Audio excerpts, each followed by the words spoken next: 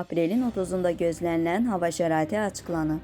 Milli Hidrometeorologiya Xidmətindən Qafqaz İnfoya verilən məlumata əsasən, Bakıda və Abşeron yarımadasında hava şəraitinin dəyişkən buludlu olacağı, arabir tutulacağı, əsasən yağmursuz keçəcəyi gözlənilir.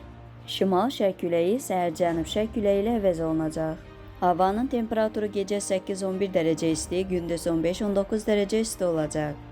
Atmosfer təzyiqi 769 mm civəstunundan 763 mm civəstununa inəcək. Nisbi rütubət gecə 70-75%, gündüz 50-55% proqnozlaşdırılır.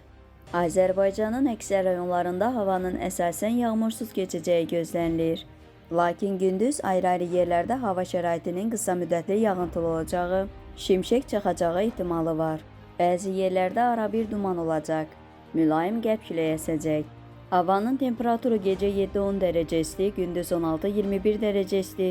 Dağlarda gecə 0-5 dərəcə şaxta, gündüz 3-8 dərəcə isti olacaq.